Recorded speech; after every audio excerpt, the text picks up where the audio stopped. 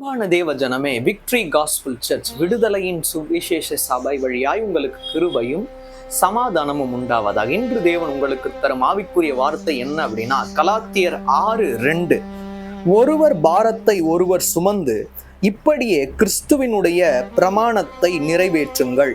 யாராச்சும் உங்ககிட்ட ஐயா என்னோட வாழ்க்கையில் இப்படிலாம் இருக்கு, எனக்காக ப்ரேயர் பண்ணிக்கன்னு சொன்னா அவங்களுடைய வார்த்தையை கேளாமல் நீங்க நிராகரிக்க கூடாது. அவங்க என்ன சொல்றாங்களோ அவங்களுடைய பாரத்தை நீங்க சுமந்து நீங்க அதை கேட்கணும். அவ்வாறு கேட்கும் போதுதான் அந்த பாரம் இருவருக்கும் இருக்கும். அப்ப நீங்க ஏதாச்சும் சொல்லும் போது அவங்க கேட்பாங்க. யார் என்ன உங்ககிட்ட சொன்னாலும் நீங்க காது கொடுத்து கேளுங்க. அதுதான் ஒருவருடைய பாரத்தை நாம் சுமக்கும் போது தேவன் அந்த விஷயத்துலதான் போய் பிரியப்படுறாரு. அதுதான் முக்கியமான பிரமாணமா இருக்கு. அப்ப நல்லா புரிஞ்சுக்கோங்க.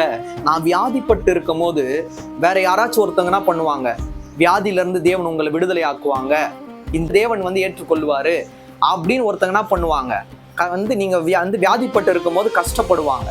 அது போல வேற யாராச்சும் ஒருத்தர் வியாதிப்பட்டு இருக்கும் போது கூட நீங்களும் கஷ்டப்படணும். நான் வியாதிப்பட்டு இருக்கும் போது என்னுடைய பாரத்தை என்ன பண்ணாங்க, அவங்க சுமந்து எனக்காக ப்ரேயர் பண்ணாங்க. அது போல அவங்க வியாதிப்பட்டு இருக்கும் போது அவங்களுக்காக நான் ப்ரேயர் பண்ணணும். அது போல ஒருவருடைய பாரத்தை நீங்கள் சுமந்து ஒன்றாய் தேவனுக்குள் இருக்கும் போது அதுவே நித்திய பிரமாணமா இருக்கு. தேவன் தாமே உங்கள் யாவரையும் மென்மேலும் ஆசீர்வதிப்பாராக. ஆமென்.